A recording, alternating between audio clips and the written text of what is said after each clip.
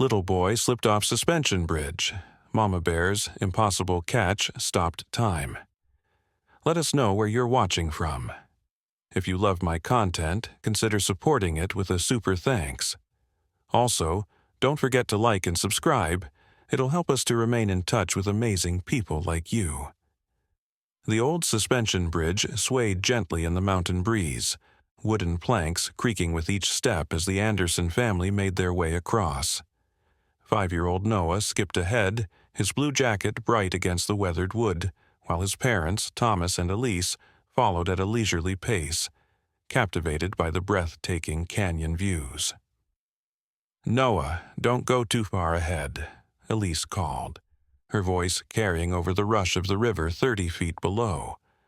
The boy turned, his freckled face breaking into a grin, blonde curls bouncing as he nodded.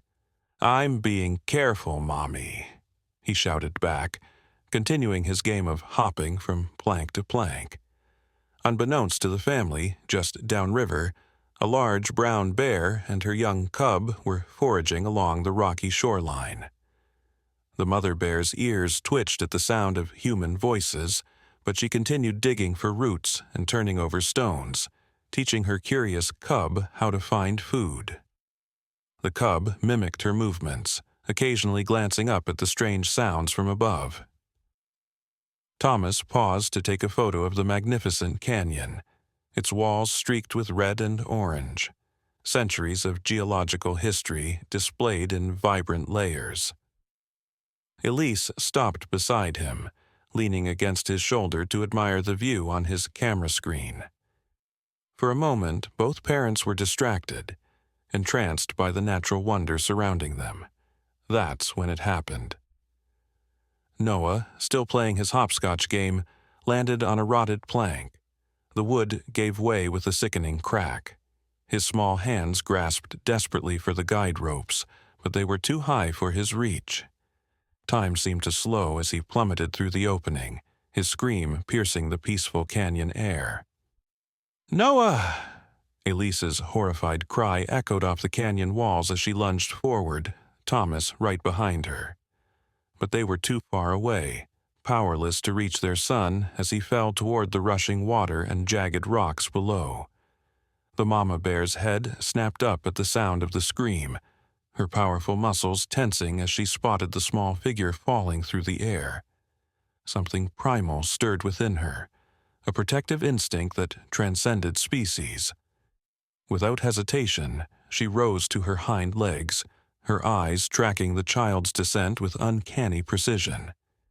What happened next would defy explanation, challenging everything known about wild animal behavior. As Noah plummeted toward certain harm, the mother bear made a decision that would alter the lives of everyone present, human and animal alike. The world tunneled to a pinpoint for Elise and Thomas as they watched their son fall.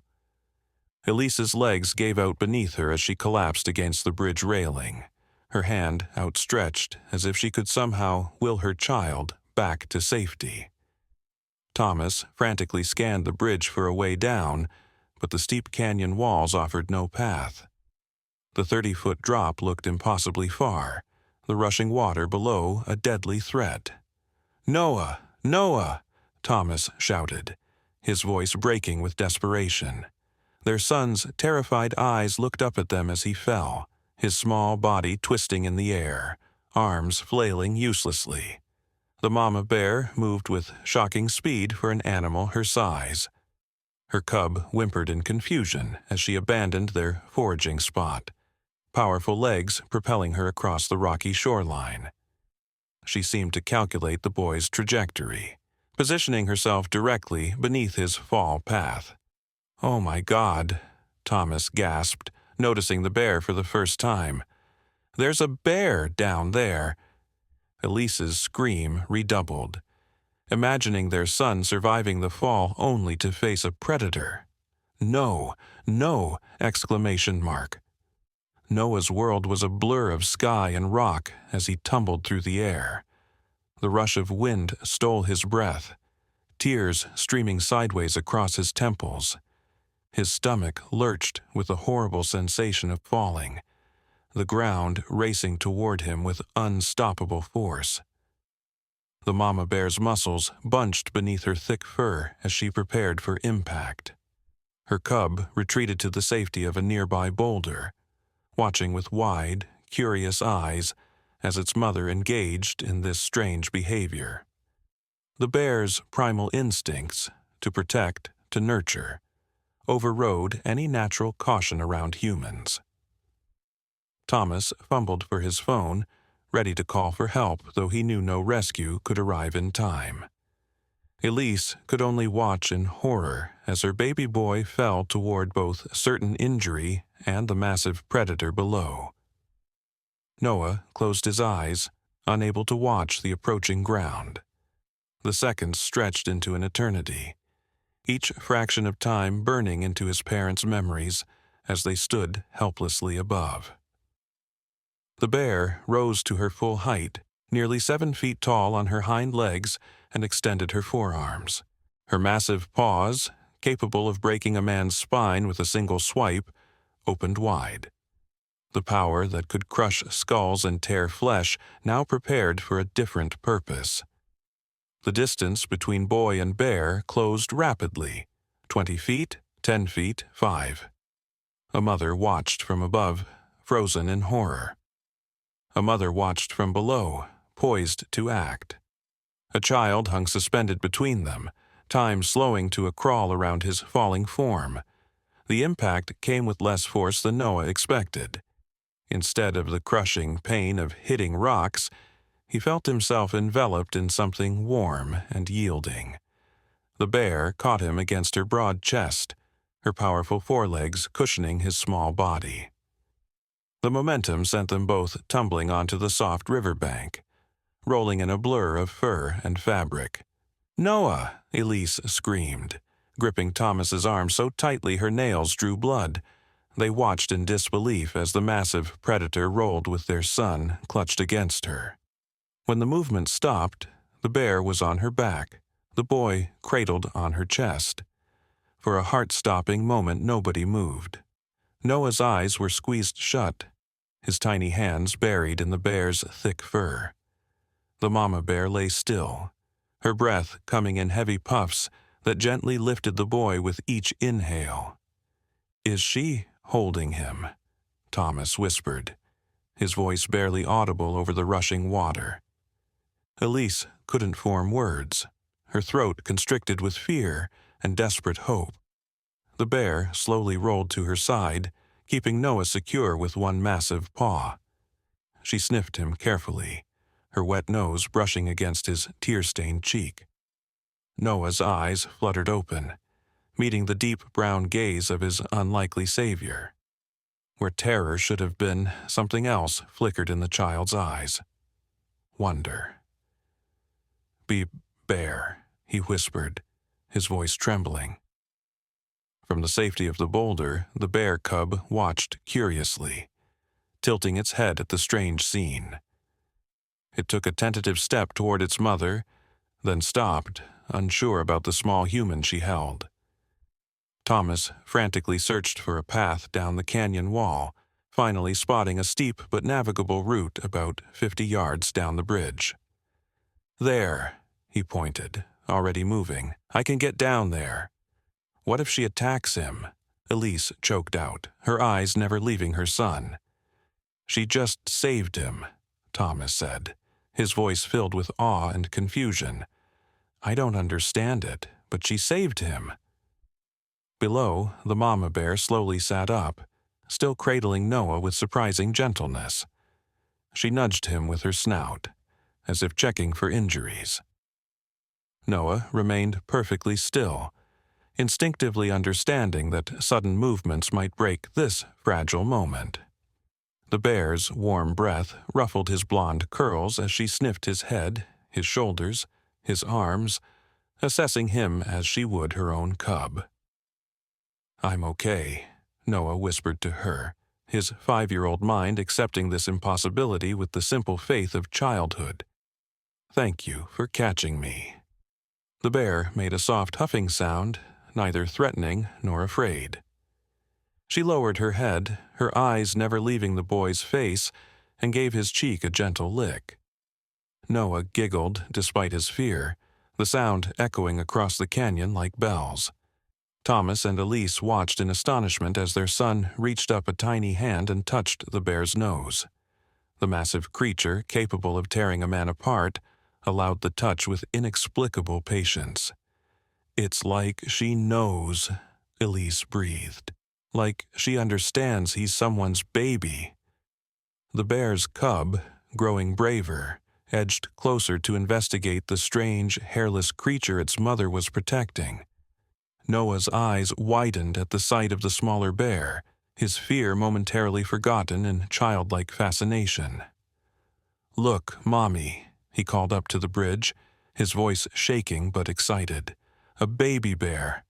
Thomas found the path down the canyon wall and began his descent, moving as quickly as safety allowed.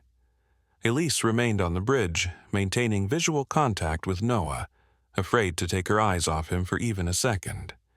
Her heart pounded painfully in her chest, torn between the miracle of his survival and the ongoing danger of his situation. "Stay very still, Noah," she called down, trying to keep her voice calm and steady. "Daddy's coming to get you." Below, the mother bear seemed to sense the shifting situation. Her ears flicked toward the sound of Thomas's approach, though he was still minutes away. She looked up at Elise on the bridge, then down at Noah, then toward her curious cub. A decision formed in her deep brown eyes.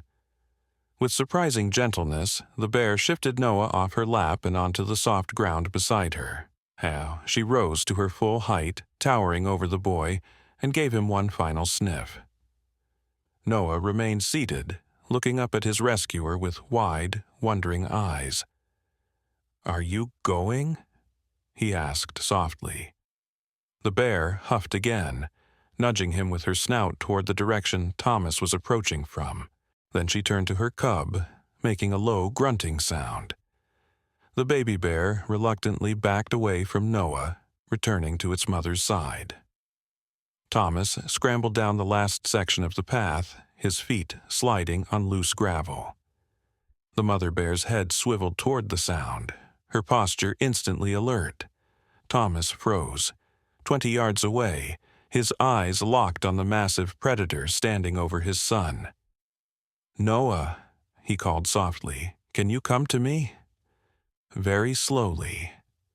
Noah looked up at the mother bear, then back to his father. "She saved me, Daddy. She caught me." "I know, buddy," Thomas said, his voice filled with wonder. "I saw it. But I need you to come to me now, okay?" The bear watched this exchange, her intelligent eyes moving between father and son. Then, in a gesture that defied all natural explanation, she nudged Noah gently toward Thomas with her snout, giving the boy's head one final soft lick. Noah stood on shaky legs and took a hesitant step toward his father. The bear did not move to stop him. Another step, then another. Thomas held his breath, hardly daring to believe what was happening. When Noah was halfway to his father, the bear made her move. Thomas tensed, ready to rush forward at any sign of aggression. But the bear simply turned away, grunting to her cub, and began ambling upstream, away from the humans. Noah reached his father and was swept up in crushing arms, Thomas's body shaking with relief and residual fear. "Oh God, Noah, oh my God," he repeated, burying his face in his son's hair. "The bear saved me, Daddy," Noah said, his voice muffled against his father's chest. "She caught me like a baseball." From the bridge above, Elise sobbed with relief, watching her husband hold their son, both of them safe. The bears were disappearing around a bend in the river, the mother occasionally glancing back as if to ensure the human cub was truly safe with his own kind. Thomas carried Noah back up the path, the boy's arms wrapped tightly around his neck.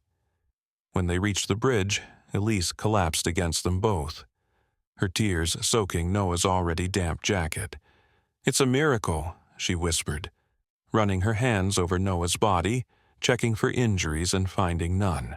"A complete miracle." "She was so soft, Mommy," Noah said, his eyes wide with the wonder of his experience. "And she has a baby just like me." Thomas looked back toward the river, but the bears were gone, vanished into the forest as if they had never been there at all. "I wouldn't have believed it if I hadn't seen it with my own eyes," he said softly. The family made their way carefully back across the bridge, Noah now secure in his father's arms. The boy kept looking back, hoping for one more glimpse of his unlikely savior. "Will we ever see her again?" he asked. Elise stroked his hair, her hand still trembling. "I don't know, honey, but we'll never forget her." As they reached the end of the bridge, Noah whispered something that his parents would remember for the rest of their lives. "She knew I was somebody's baby. That's why she caught me." Word of the miraculous rescue spread quickly through the small mountain town of Pine Ridge. By nightfall, rangers from the national park had interviewed the Anderson family, documenting their incredible story with equal parts professional skepticism and wonder.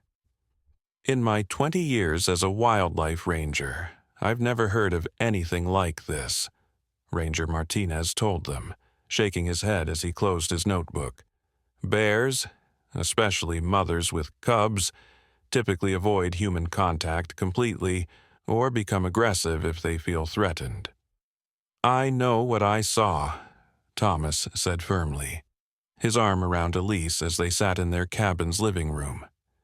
Noah had finally fallen asleep after hours of excitement, clutching a small stuffed bear that Elise had bought him years ago, but which had taken on new significance. "We're not suggesting you didn't see it," the ranger clarified, "but you understand how extraordinary this claim is. A wild bear intentionally saving a human child goes against everything we know about ursine behavior." Elise leaned forward. "I understand the science, Ranger Martinez, but science doesn't explain everything. That bear made a choice. She recognized my son as a child in danger, and she chose to help him." The ranger nodded thoughtfully. "We'll increase patrols in that area.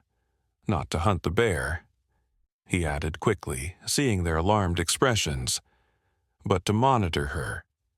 An animal that's comfortable enough with humans to interact this way could be dangerous in other contexts."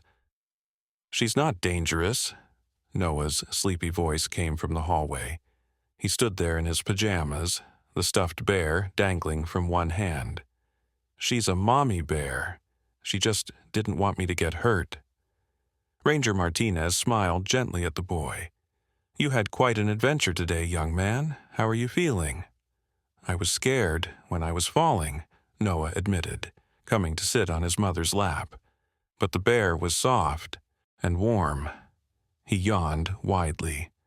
"She smelled like the forest." The ranger's expression softened. "Well, you're a very lucky boy. Not many people can say they've been that close to a wild bear and lived to tell about it." After the ranger left, Thomas carried Noah back to bed, tucking him in with extra care. "You should be sleeping, buddy. It's been a big day." "Daddy," Noah said, his eyes already drifting closed. "The bear knew I needed help." "How did she know?" Thomas smoothed his son's hair back from his forehead. "I don't know, Noah. Sometimes there are things in this world we can't explain." "Like miracles?" Noah murmured. "Yes," Thomas whispered, kissing his son's forehead. "Exactly like miracles." In the following days, the story traveled far beyond Pine Ridge.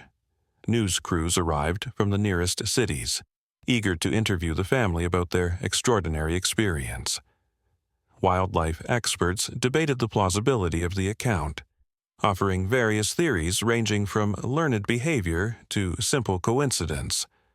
The bear had been in the right place at the right time, and any appearance of deliberate rescue was merely human projection.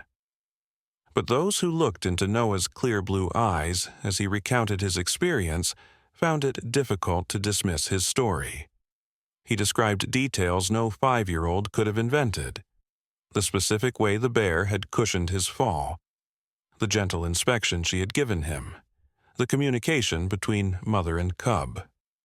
A week after the incident, Dr.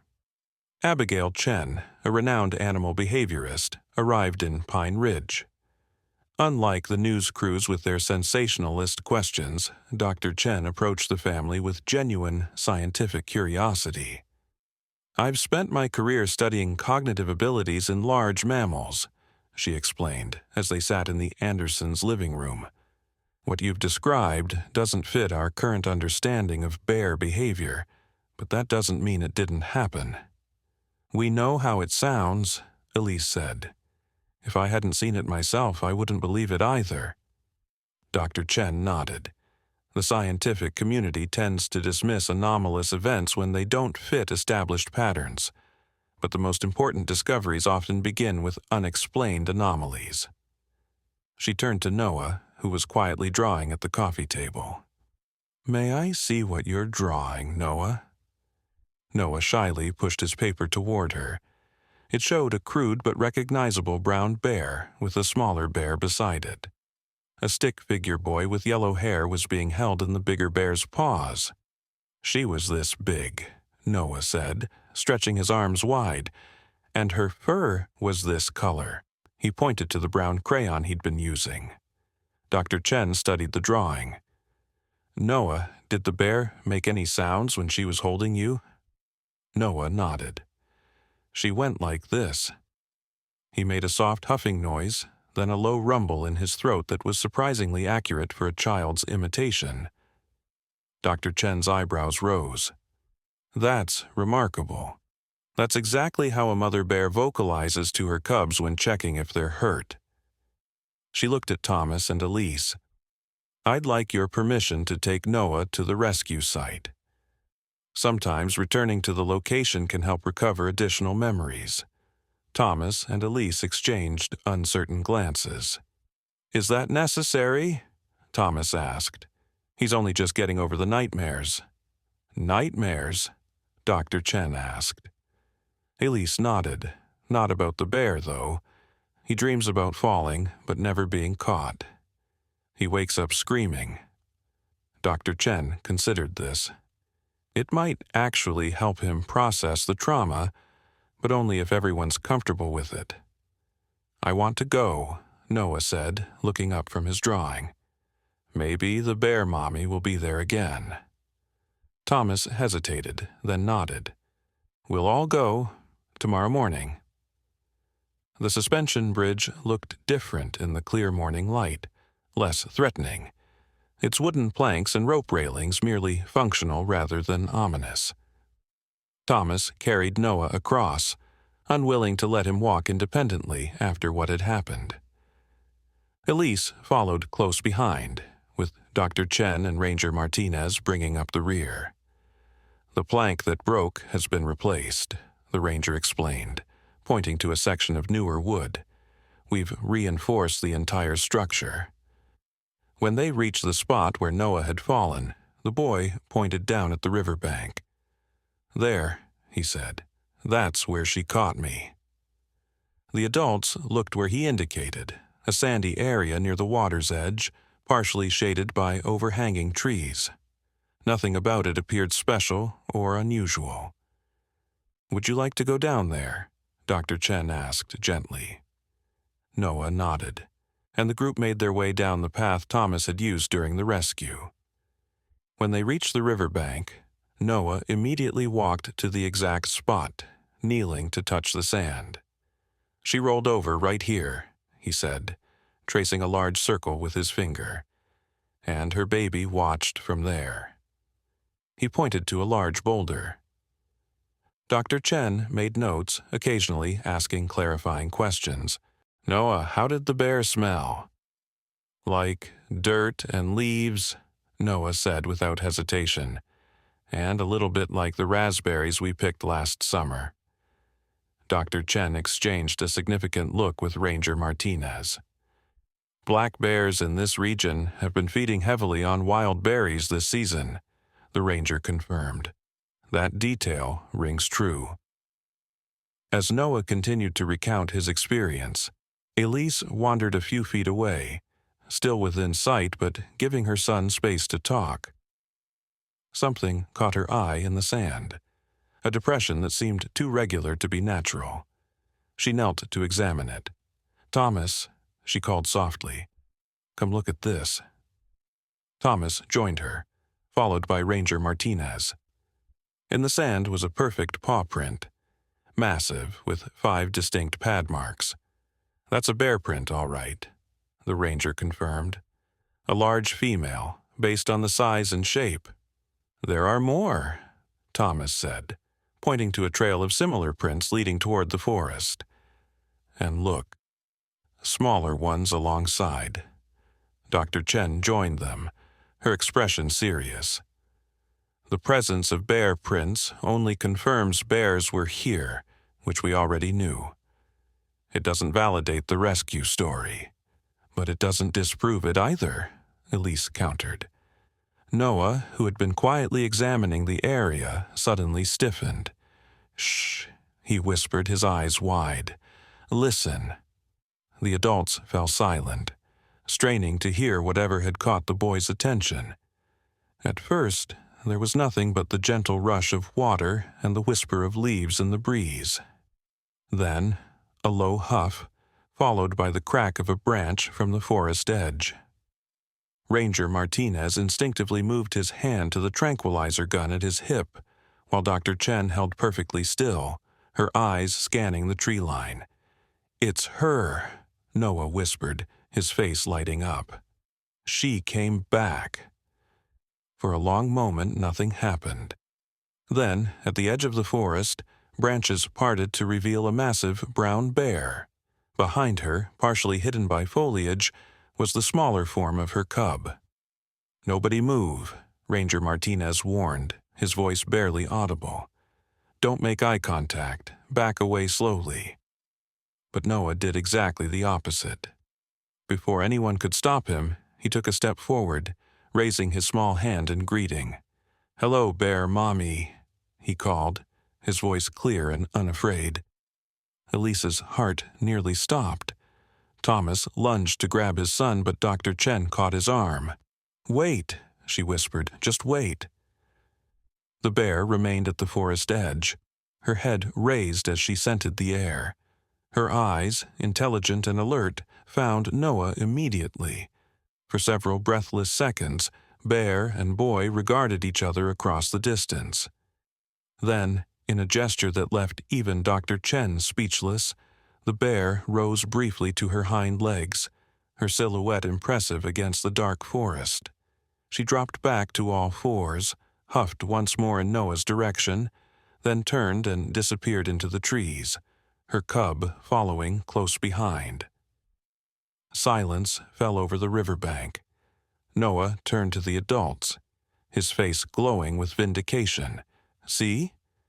She remembers me." Dr. Chen's scientific skepticism visibly warred with what she had just witnessed. That was unusual behavior. Bears don't typically approach humans, then leave without showing either fear or aggression.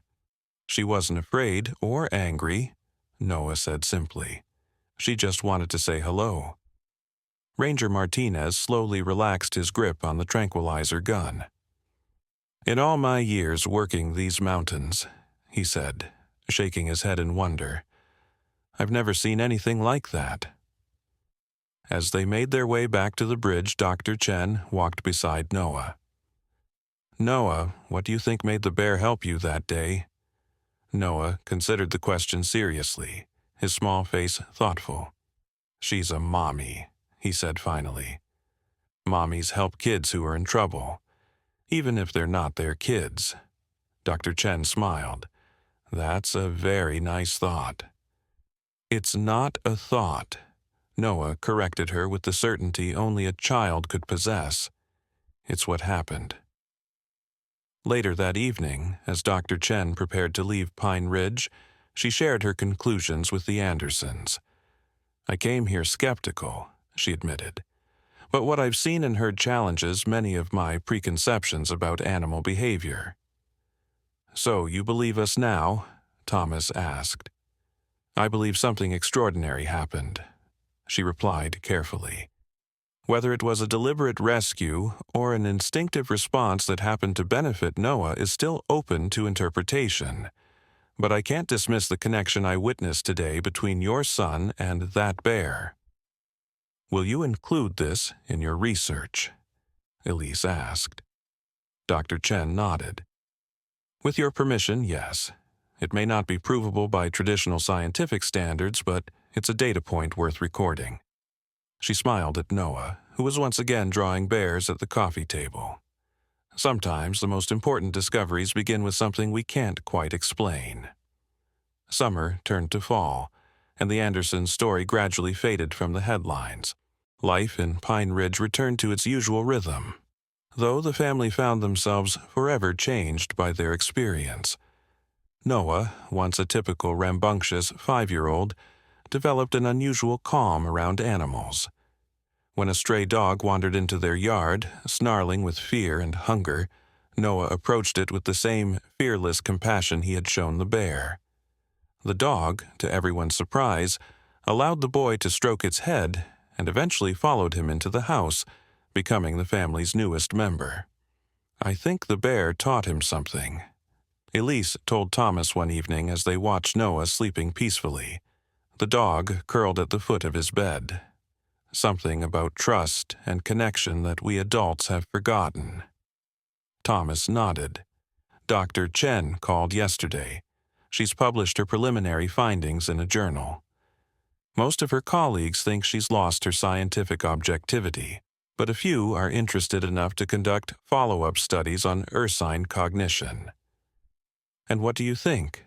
Elise asked. Thomas was quiet for a moment. I think we witnessed something that science isn't equipped to fully explain, something deeper. In the nearby mountains, the park rangers maintained their increased patrols, monitoring the bear population with renewed interest. The mother bear and her cub were spotted occasionally, always at a distance, living the ordinary life of wild animals. If she recognized the rangers or remembered her interaction with humans, she gave no sign. Yet Ranger Martinez reported something unusual. The area where the incident occurred, he told the Andersons during a routine visit. Other hikers have reported seeing her there, almost as if she's keeping watch over that section of the river. Has she approached anyone else? Elise asked. No, the ranger replied.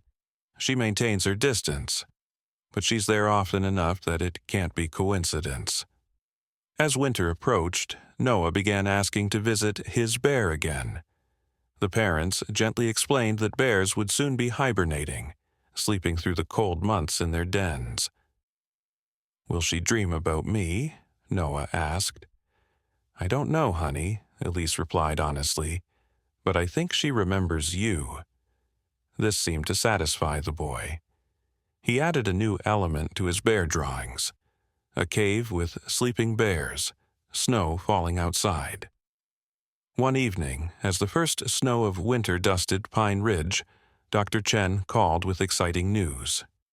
The research team made a fascinating discovery, she told them. We placed camera traps near the incident site and we've captured something remarkable. She sent them the footage.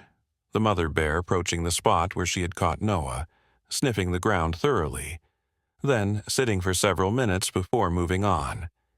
She repeated this behavior every few days. It's as if she's checking the site, Dr. Chen explained. We've never documented this kind of behavior before, a wild animal returning repeatedly to the site of a human interaction with no apparent resource benefit. She's looking for Noah, Elise said softly. Dr. Chen didn't contradict her. We've established a research project to study this further. With your permission, we'd like to name it after Noah.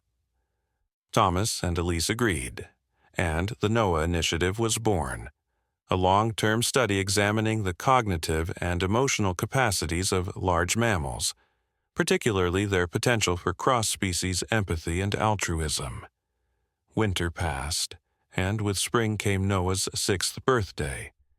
The family celebrated quietly at home, with a bear-shaped cake and several new books about wildlife. Noah blew out his candles with a serious expression. "What did you wish for, buddy?" Thomas asked.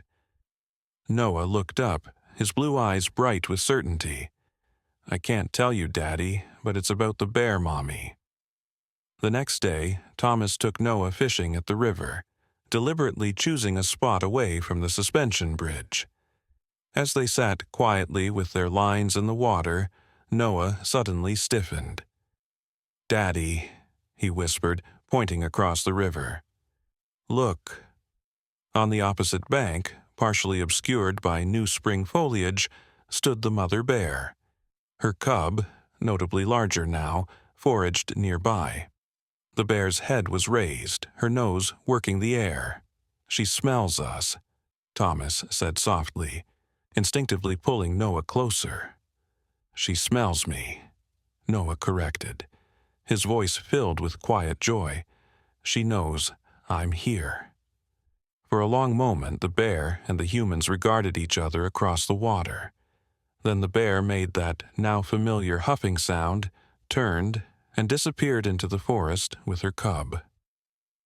"She's saying hello," Noah explained to his father.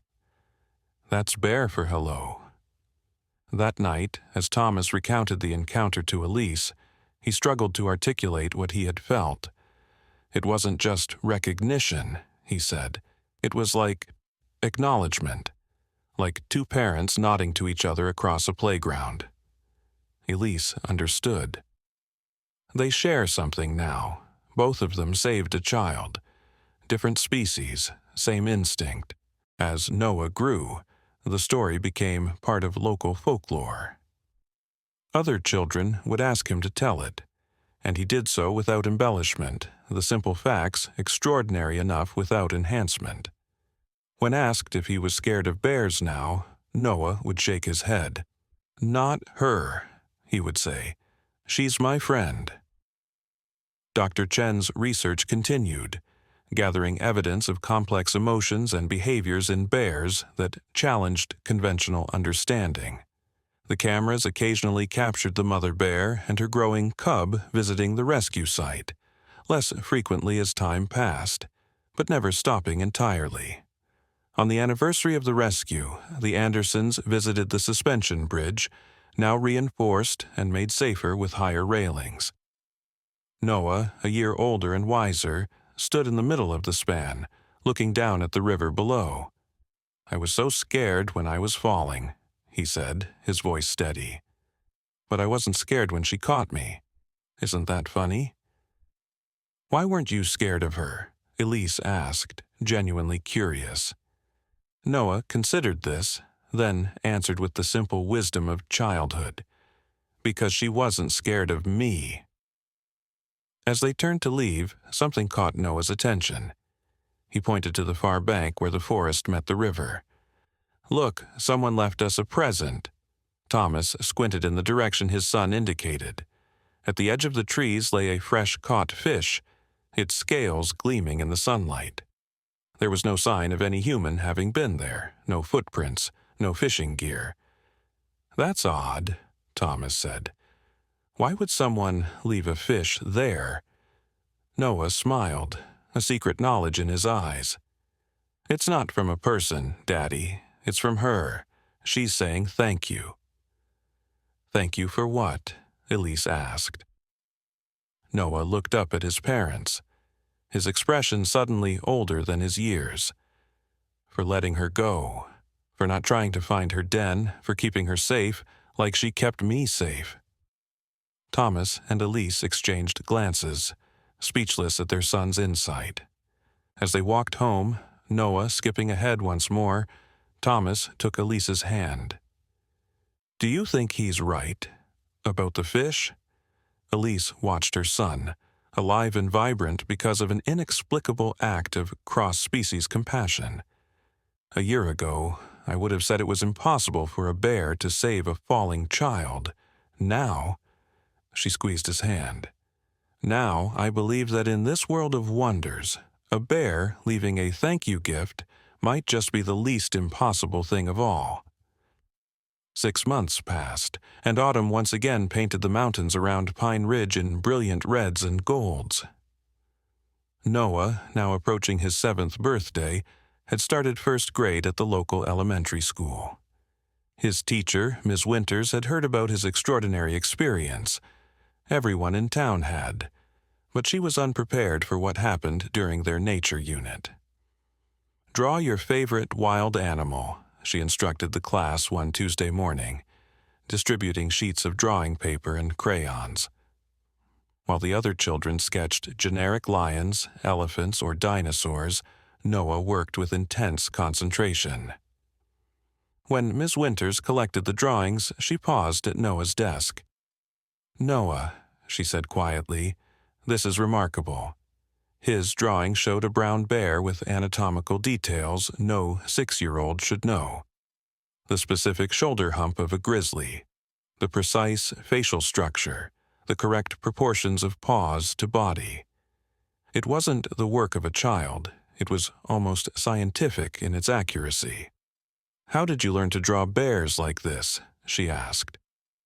Noah looked up with his clear blue eyes. "I remember her exactly," he said simply. That evening, Miss Winters called the Andersons, her voice betraying her concern. "I don't want to alarm you," she began, "but Noah's drawing skills are unusual, specifically when it comes to bears." "We've noticed," Thomas admitted. "Ever since the incident, he's been obsessed with them. He checks out every bear book from the library." "It's more than that," the teacher pressed. "This isn't copied from a book. The level of detail suggests observational drawing, as if he studied bears up close, repeatedly." A chill ran through Elise. "What are you suggesting?"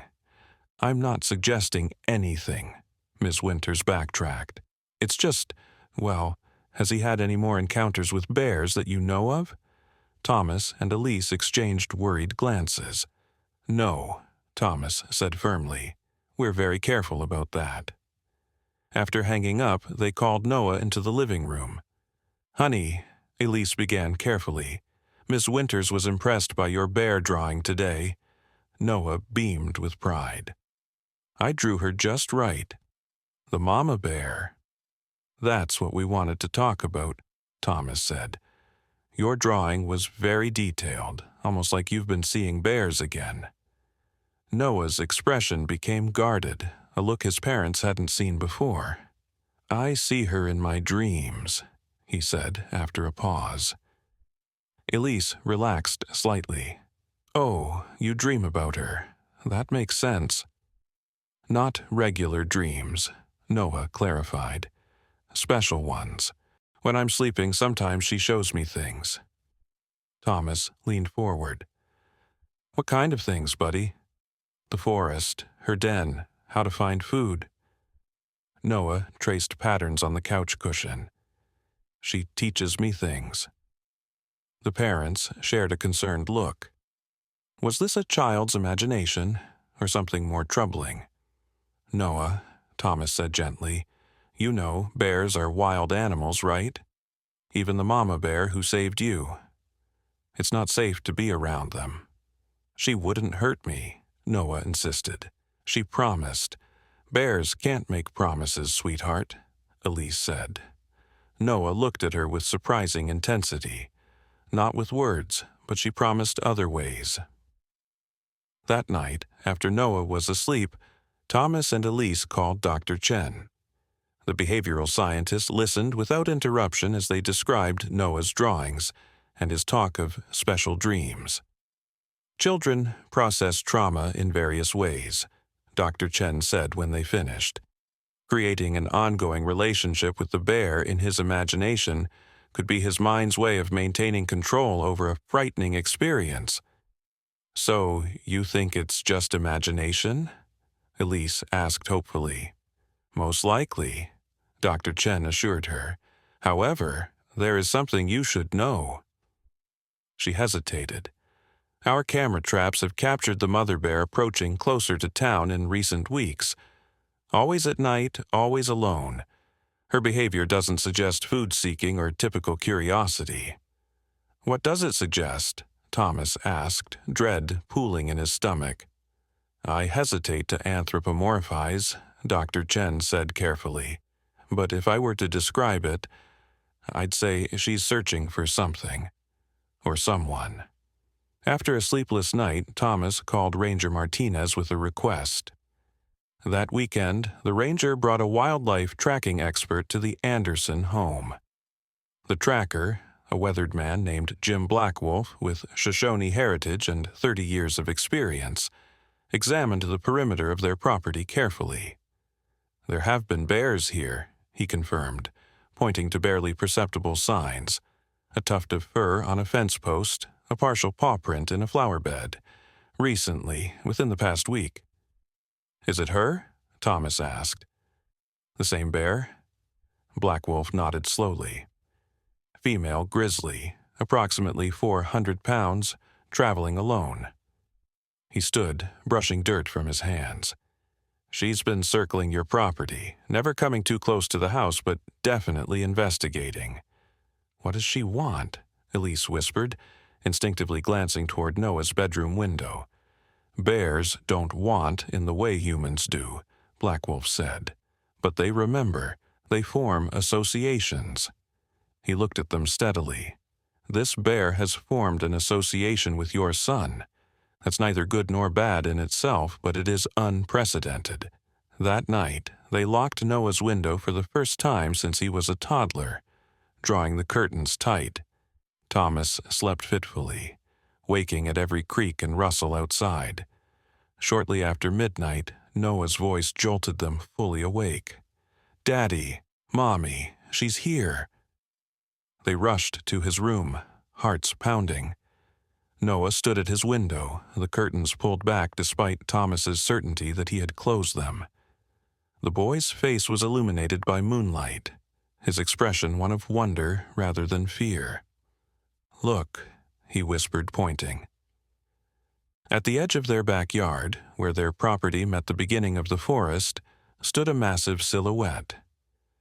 Even in the dim light, there was no mistaking the distinctive shape of a grizzly bear. She stood motionless, her head raised toward Noah's window. Get back from the window, Thomas ordered, pulling Noah away. Elise fumbled for her phone to call Ranger Martinez. She won't hurt us, Noah protested. She just wanted to show me something. Show you what? Elise asked, her finger hovering over the call button. Noah squirmed from his father's grasp and returned to the window. Her cub is sick, he said with absolute certainty. She needs help. Thomas stared at his son. Noah, how could you possibly know that? She told me, in the special dreams. Noah looked back out the window, his small hand pressing against the glass. She's been trying to tell me for days. This isn't possible, Elise whispered, but doubt crept into her voice. Too many impossible things had already happened. The bear remained at the forest's edge, a dark sentinel under the moon's glow. As they watched, she rose briefly to her hind legs, then dropped back down and retreated a few steps into the forest before turning to look back. She wants us to follow, Noah said. Absolutely not, Thomas replied, reaching for Elise's phone. I'm calling the ranger. No, Noah cried with unexpected force. Her baby will die. Something in his voice, a certainty beyond his years, made Thomas pause. He looked at his son's face, then back at the waiting bear. This is crazy, he muttered. We can't follow a wild bear into the forest at midnight. We'll call the ranger, Elise said. But tell him about the cub. Maybe they can find it, help it if it's really sick. 20 minutes later, Ranger Martinez arrived with Blackwolf and Dr. Chen, who had been in town for the weekend. Noah, still in his pajamas, tried to explain what he knew. "Her cub ate something bad," he said. "It makes his tummy hurt and he can't get up. The mama bear doesn't know how to help him." The adults exchanged glances. Dr. Chen knelt beside Noah. "That's very specific, Noah. How do you know these details?" Noah looked frustrated. "I told you. She shows me in the special dreams." Dr. Chen nodded, treating his answer with scientific seriousness. "Could you show us where the cub is? On a map, perhaps?" Noah shook his head. "She has to show us. I just know it's in a cave with a tree growing over the top. There's a big rock shaped like a turtle nearby." Black Wolf's expression changed. "I know that place," he said. "It's an old den site about 2 miles northeast in the Black Rock Canyon area. Been used by bears for generations." "Could we find it at night?" Ranger Martinez asked. With difficulty, Black Wolf admitted. "But yes." A debate ensued among the adults, while Noah grew increasingly agitated. "We have to go now," he insisted. "She's waiting." Sure enough, when they checked, the bear remained at the forest's edge, occasionally pacing but never leaving. Finally, Dr. Chen made a suggestion. "What if we follow, but at a safe distance? Take tranquilizer guns, medical supplies. If there really is a sick cub, we might be able to help it." "And if this is some kind of trap or territorial behavior?" Thomas countered. "Bears don't set traps," Black Wolf said dryly. "And this behavior isn't territorial, it's something else." In the end, they reached a compromise.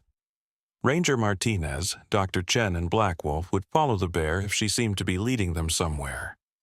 Thomas would join them, while Elise stayed home with Noah. "No," Noah protested when told of the plan. "I have to go. She's showing me." "It's too dangerous," Elise insisted. "She won't take them to the right place without me," Noah said with such conviction that the adults fell silent. Dr. Chen studied the boy thoughtfully.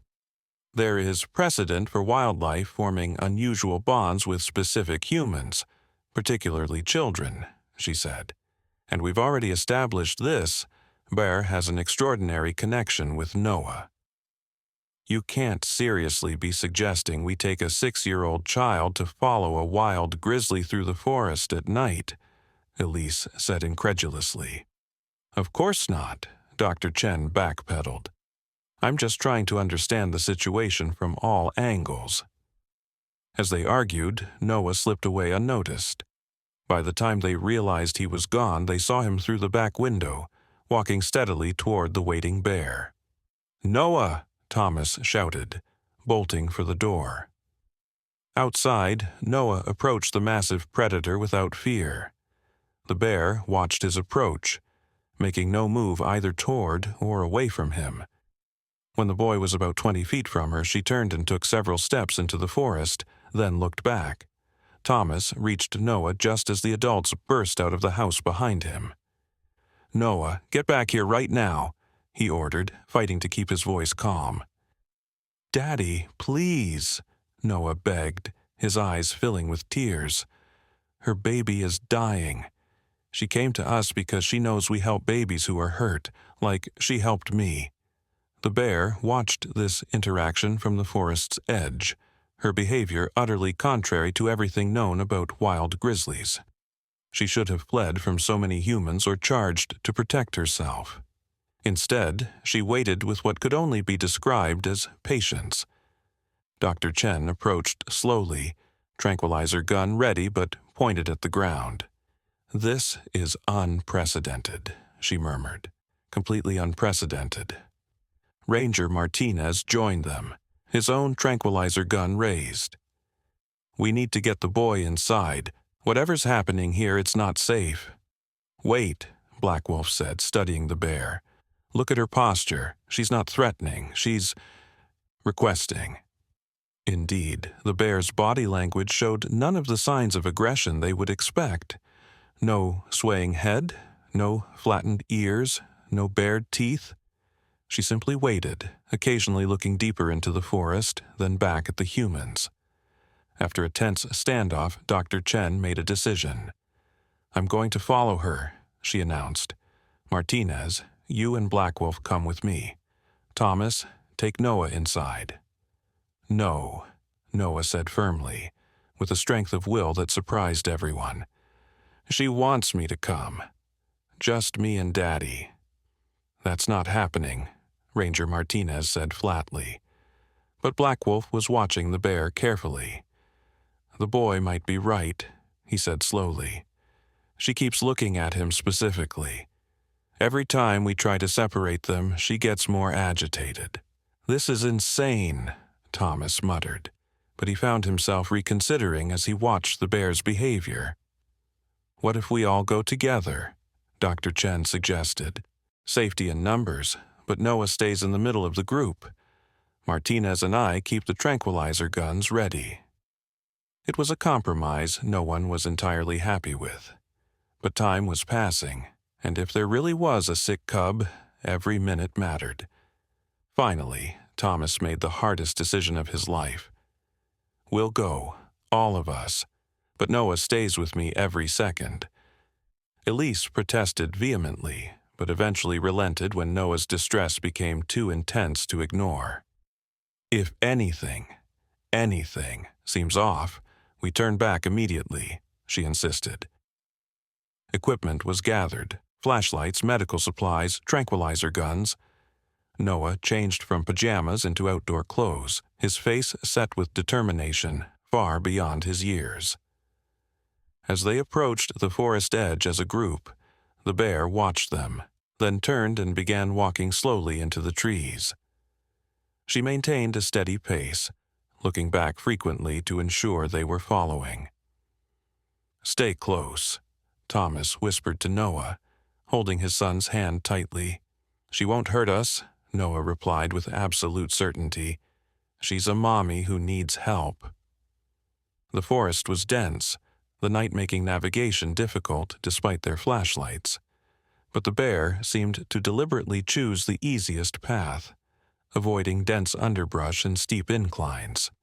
"She's accommodating us," Dr. Chen murmured in astonishment. "She's actually choosing a route humans can follow." They walked for nearly 40 minutes, tension gradually giving way to a strange, dreamlike acceptance of their bizarre situation.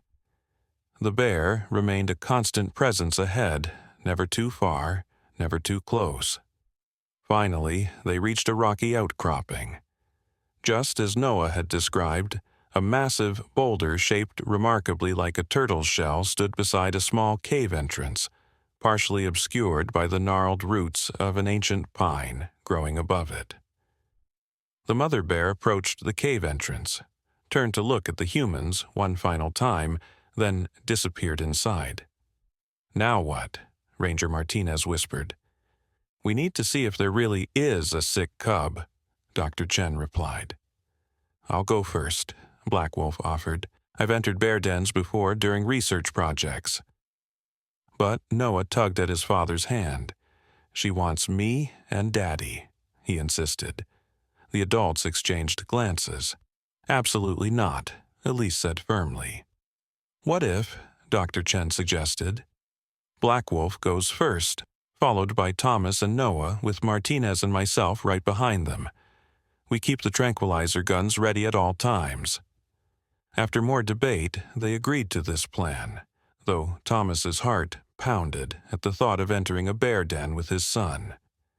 This defied every safety protocol, every parental instinct, except the one that believed his son's impossible connection with this animal. Black Wolf led the way, flashlight illuminating the low entrance. They had to crouch to enter, moving forward in the confined space. The cave widened slightly after about 10 feet, opening into a small chamber.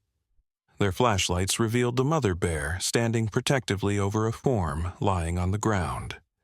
Her cub, noticeably larger than when they had last seen it, but clearly distressed. The young bear's breathing was labored, its eyes glazed with pain. "Stay back," Black Wolf warned as they entered the chamber. The mother bear watched them but made no aggressive moves.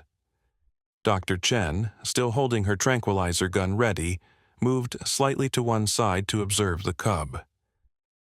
"It looks like poisoning," she said. "See how it's drooling, the abdominal distension?" Noah pulled away from his father before anyone could stop him and approached the bears. Thomas lunged after him but stopped short when the mother bear huffed sharply, not threatening, but clearly communicating. "She says, 'Don't be scared,'" Noah translated, his voice calm. "She won't hurt us. She just wants us to help her baby." Dr. Chen, maintaining her scientific perspective even in this extraordinary situation, edged closer to examine the cub. It could have eaten something toxic, certain berries, mushrooms, or human garbage. "Can you help it?" Noah asked, his eyes wide with concern. Dr. Chen hesitated. "I'm not a veterinarian, but yes, possibly, if it's what I think it is." She turned to Ranger Martinez. "I have activated charcoal and intravenous fluids in my medical kit. We could try to administer them, but we'd need to sedate both bears first."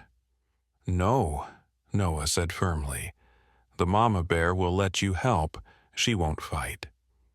The adults looked skeptical, but the mother bear's behavior continued to defy explanation.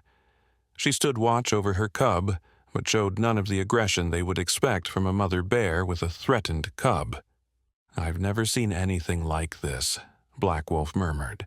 "Never in 30 years. Dr. Chen made a decision. "I'm going to try to help the cub. Martinez, keep the tranquilizer gun on the mother.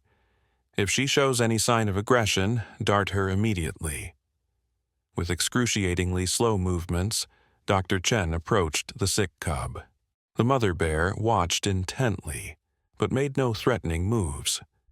Noah remained close to his father, but his eyes never left the bear's. "I need to get the cub to drink activated charcoal mixed with water," Dr. Chen explained softly. "It will absorb whatever toxins it ingested." She prepared the mixture in a small collapsible bowl from her kit. The question was how to administer it to a semi-conscious bear cub. "She needs to open his mouth," Noah said suddenly. "Like this." He mimed gently opening jaws. To everyone's astonishment, the mother bear seemed to understand. She nudged her cub's muzzle with her own, then used her paw with surprising dexterity to help open the cub's mouth. Dr. Chen, moving carefully, poured some of the charcoal mixture into the cub's mouth. "We need to get him to swallow," she murmured. Again, the mother bear seemed to comprehend. She gently massaged her cub's throat, encouraging the swallowing reflex. "This is impossible," Ranger Martinez whispered. "And yet, we're all witnessing it," Thomas replied. For the next hour, they worked together in the dim cave, humans and bear, to treat the sick cub. Dr. Chen administered more activated charcoal, then managed to insert an IV line for fluids. Throughout it all, the mother bear remained calm, occasionally looking to Noah as if for reassurance. "She trusts him completely," Elise observed in wonder, "and somehow he understands her." Gradually, the cub's condition improved.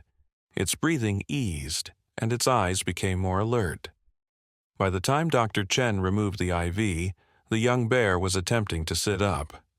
"I think he's going to be okay," she said, backing away to give the bears space. "Whatever he ingested, we've countered the worst effects."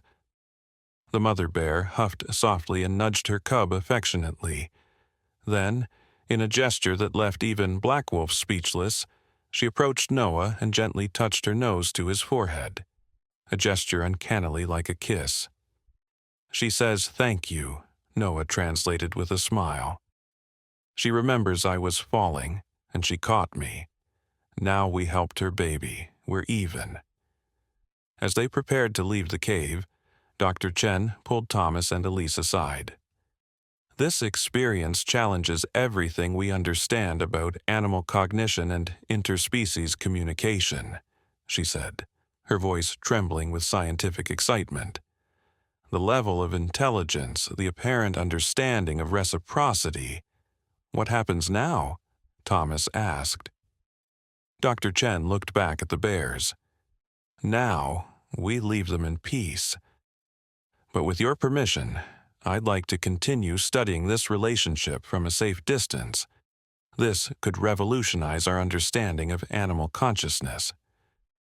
As they emerged from the cave into the pre-dawn light, Noah turned to his parents with a contented smile. "I told you she was a good bear," he said simply. Thomas and Elise exchanged glances over their son's head. They had witnessed something that defied explanation, something miraculous. "Yes," Thomas agreed softly. "She's a very good bear." Word of the nighttime rescue spread quickly through Pine Ridge, further cementing the Anderson family's legendary status. While some dismissed the story as exaggeration, those who had witnessed the bear's behavior firsthand knew they had experienced something profound. Dr. Chen extended her stay indefinitely, establishing a research base near the town with funding hastily arranged through her university. The implications of this bear-human relationship are staggering, she explained to her academic colleagues during a video conference. It suggests a level of cross-species emotional intelligence we've never documented before. 2 weeks after the cave incident, Jim Blackwolf requested a meeting with the Andersons. They sat around the kitchen table as the tracker slowly sipped the coffee Elise had offered. "There's something you should know," he finally said. "Something from my people's traditions." Thomas and Elise exchanged glances. "We're listening," Thomas said. Blackwolf set down his cup. In Shoshone belief, there are rare individuals who share a spiritual connection with an animal, a bond that crosses the boundaries between species. We call them two souls. It is considered a sacred gift. "And you think Noah is one of these two souls?" Elise asked carefully. Blackwolf nodded. "The signs are there, the dreams where he communicates with the bear, the way she sought him out specifically, the understanding they share." He looked toward the living room, where Noah was drawing, out of earshot. "In our traditions, such children are raised with special teachings to help them understand and use their gift responsibly." "What kind of teachings?" Thomas asked. "Respect for the natural world, the responsibility that comes with such a connection, the balance between the human world and the animal world." Blackwolf hesitated. "I would be willing to share these teachings with Noah if you permit it." The offer hung in the air between them. Thomas and Elise had grown up in suburban environments, their connection to nature recreational rather than spiritual.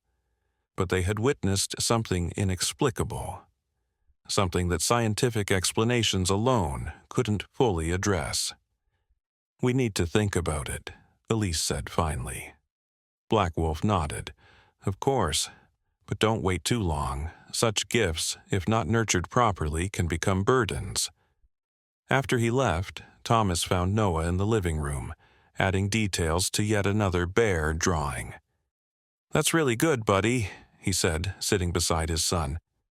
"You know, Mr. Blackwolf thinks you have a special connection with bears." Noah didn't look up from his drawing. "Not bears, just her." "The mama bear?" Noah nodded. "She has a name, you know, in bear language." Thomas raised an eyebrow. "Bears have names?" "Not like our names. It's more like—" Noah struggled to find the words. "It's like a feeling, like how the forest feels after rain, and honey tastes on your tongue, and how the mountains look at sunset. All together." Thomas stared at his son, a chill running down his spine despite the warmth of the room. "That's very poetic, Noah." Noah shrugged. "That's just her name. I can't say it with my mouth, but I know it here." He tapped his chest. Later that night, Thomas and Elise discussed Black Wolf's offer. "I don't know how I feel about introducing Noah to spiritual traditions that aren't part of our background," Elise admitted. "I understand that," Thomas said, "but we've witnessed something science can't fully explain. Maybe there's value in exploring other perspectives. What if it encourages him to take risks with wild animals?" Elise worried. "He already believes the bear would never hurt him." Black Wolf emphasized respect and responsibility, Thomas pointed out. That includes safety. After much discussion, they agreed to allow Black Wolf to share some basic teachings with Noah, as long as they could be present and safety was prioritized. The lessons began the following weekend. Black Wolf took Noah and his parents to a quiet meadow near the forest's edge, close enough to nature but well away from known bear territories. Black Wolf explained to Noah, "The first teaching is about listening, not just with your ears, but with your whole being." Noah sat cross-legged in the grass, unusually still for a child his age. "Like in the special dreams?" "Yes," Black Wolf nodded. "The dreams are one way the bear speaks to you, but there are many ways the natural world communicates if we learn to listen." He taught Noah to sit in silence, to observe the movements of birds, the rustling of leaves, the patterns of clouds. Thomas and Elise watched from nearby, skeptical at first, but gradually impressed by their son's focus and the subtle changes in his awareness. "He sees things we don't," Thomas whispered to Elise, as they watched Noah correctly predict a sudden shift in bird flight patterns moments before it happened. The lessons continued over the weeks that followed. Black Wolf taught Noah about animal tracks, plant identification, weather patterns, practical knowledge interwoven with Shoshone spiritual perspectives on mankind's relationship with nature. Dr. Chen observed some of these sessions with scientific curiosity. "There's growing research on indigenous ecological knowledge," she told Thomas and Elise. "Western science is beginning to recognize the value of these traditional perspectives." One afternoon, as summer approached its peak, Black Wolf led Noah to the river where the bear had first saved him. Thomas and Elise followed at a distance, as had become their habit. "Today's teaching is about borders," Black Wolf explained. "The line between your world and the bear's world." Noah frowned. "But they're the same world." Black Wolf smiled. "Yes and no. You live in the human world of houses and schools. The bear lives in the forest world of dens and hunting grounds. Your special connection allows you to communicate across that border, but you must respect it." "Because it's dangerous for the bear to come too close to people," Noah said, showing his understanding. "Yes, and it can be dangerous for you to go too far into her world." Black Wolf picked up a stick and drew a line in the soft earth. "Some borders are physical, like this line. Others are invisible, but just as important." Noah considered this. "The bear crossed the border to save me." "Yes, and to ask for help when her cub was sick. Those were special circumstances." Black Wolf placed a stone on each side of the line. "Most of the time, each of you should stay on your own side. That's how both of you stay safe." Noah picked up the stones, weighing them in his small hands. "But we can still talk in the special dreams. The dreams are the gift you've been given, a way to communicate across the border without crossing it physically." As summer turned to fall, Noah's connection with the bear continued through what he called the special dreams, but there were no more physical encounters. The mother bear and her recovering cub stayed in their forest territory, occasionally captured on Dr. Chen's research cameras but never approaching the town again. Noah's behavior changed subtly. He became more observant, more attuned to natural patterns.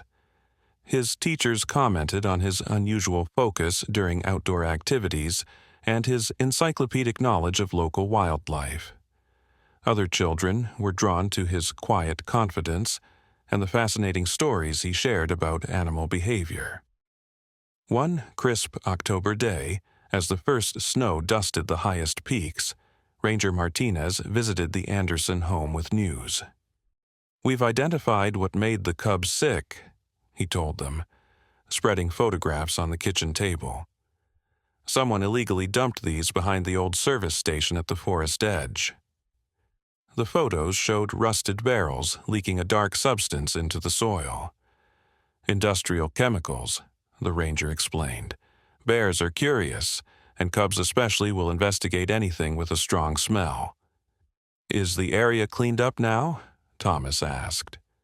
Martinez nodded. "Hazmat team removed everything last week. But here's the thing. We never would have found it if the cub hadn't gotten sick and led us to investigate that area." "So something good came from it," Elise observed. "More than you know," the ranger replied. "Those chemicals were leaching into a stream that feeds into the town's watershed. Given enough time, they could have contaminated the drinking water." Thomas looked thoughtful. "So, the bear, asking for help, actually protected the whole town." "In a roundabout way, yes." Martinez gathered up the photographs. "The EPA is investigating who's responsible for the dumping. They'll face serious charges." After the ranger left, Thomas found Noah sitting on the back porch, watching a pair of chickadees at the bird feeder.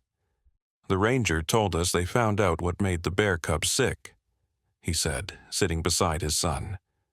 Noah nodded. "I know. She showed me in last night's dream, the bad water that smelled interesting."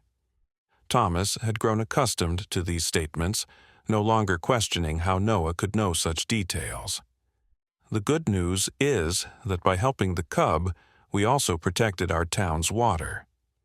"Everything's connected," Noah said, echoing one of Black Wolf's frequent teachings. "That's why borders aren't really solid." Thomas looked at his son, this child who had been forever changed by a fall from a bridge and a miraculous rescue. "Do you still think about it, the day you fell?" Noah was quiet for a moment. "Not the falling part, that was scary. I think about how it felt when she caught me, safe and warm and—" He searched for the word, "right," like it was supposed to happen. "Do you think it was? Supposed to happen, I mean." Noah looked up at his father with those clear blue eyes that seemed to see more than they should. "Yes," he said simply, "because now I can help her protect the forest, and she can help us understand it." As they sat together on the porch steps, a light snow began to fall, the first of the season. In the distance, the mountains stood watch over the forest, ancient and unmoved by the brief dramas of bears and humans. "Winter's coming," Thomas observed. "Will the bears hibernate soon?" Noah nodded. "She's already preparing their den, the same one where we helped the cub." "Will you still have the special dreams when she's hibernating?" Noah considered this question seriously. "They'll be different, slower, like whispers under snow." He leaned against his father's side. "But she'll still be there. She'll always be there now." Thomas put his arm around his son's shoulders, marveling at the mystery of it all. This impossible connection between a human child and a wild bear. Science might explain parts of it, and Black Wolf's spiritual traditions might illuminate others, but some essence of the bond remained beautifully, perfectly inexplicable. And perhaps, Thomas thought as they watched the snow fall, that was exactly as it should be.